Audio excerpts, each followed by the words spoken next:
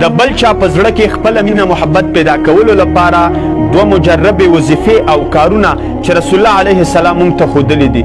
یو کس دی تا نه نفرت کوي، ته یې نه خوښېږې، تا سره مینه محبت نه کوي، تا دغه دوه کارونه وکړ، د دې دوه کارونو په وجه به الله رب العالمین د هغه زړه تا ته راواړی، هغه به تا سره مینه وکړي، محبت به وکړي، ته به یې خوښېږې، ستا خوا ته به راځي، تا به خپلې خوا ته غواړي. د دې دوه کارونو په وجه به د هغه مینه محبت تا سره دومره زیات شي که څوک ستا باره کې هغه ته شیطاني وکړي، غیبت وکړي، تهمت وتړي، چغلخوري وکړي، نو هغه به پې اثر نه کوي، بیا به هم تا سره هغه مینه کوي او د هغه زړه کې به ستا مینه څوک نشي کمولی. نو ډېر زیات ضروري بیان دی، دغه واورئ او عمل پې وکړئ چې د دغې معاشرې نه نفرتونه لانجې ختمې شي او مینه محبت راشي، ځکه یو ځل ژوند دی، بار بار ژوند نشته. اول نمبر چې رسول الله موږ ته ښودلی دی په حدیث کې، رسول الله فرمایي چې زما د په هغه ذات قسم وي چې زما روح د هغه په لاس کې دی، په الله قسم خوري چې تر هغه وخته پورې تاسو جنت ته نشئ داخلېدی چې تاسو ایمان نه یې راوړئ. او بیا پسې فرمایي ولا تؤمنوا حتی تحابوا، تر هغه وخته پورې تاسو ایمان نشئ راوړئ چې تاسو خپل منځ کې مینه محبت نه یې کړې. بیا پسې رسول الله هغه کار ښیي چې دا مینه محبت په څه سره راځي.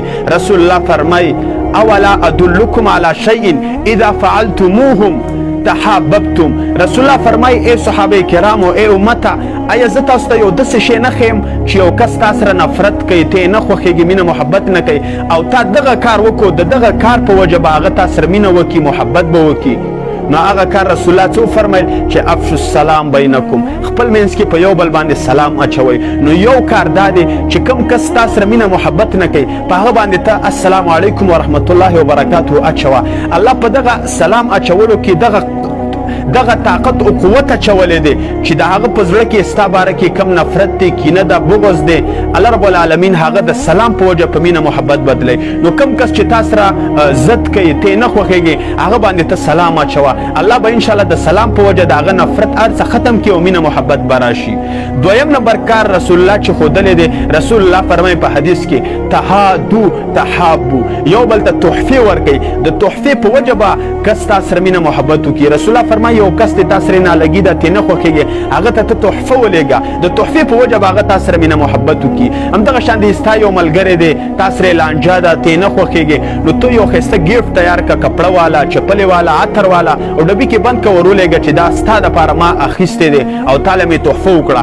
الله په دې تحفه کې دا طاقت اچولی دی چې د هغه زړه کې ستا باره کې کم بدي ده، لانجې دي، ضد دی، الله هغه په مینه محبت بدلی. او دا یو مجربه خبره ده. ما ته یو زنانه میسج وکړو چې کور کې یو زنانه ده ما سره، هغه ما سره ډېر جګړې کوي، لانجې کوي، بغض راسره کوي، کینه کوي، زه څه چل وکړم؟ ما ورته دغه دوه کارونه د رسول الله وښودل. مل کله چې کور کې کار کوي په هغه زنانه باندې تېرېږي را تېرېږي نو سلام پې اچوه. او دویم کار مې ورته دا وښودلو چې ته یو ګیفټ تیار کړه، کپړې والا او بنګړي والا، او همدغې زنانه ته ولېږه، نو د دې په وجه به تا سره مینه محبت وکړي. دې زنانه چې په دې باندې عمل وکړو، دغه ګیفټ یې ور ولېږلو، سلامونه یې پې بار بار اچول، والله دې زنانه ما ته ویل قسم په الله مشره زنانه ده، خو اوس را سره دومره مینه محبت کوي چې زما خدمت کوي.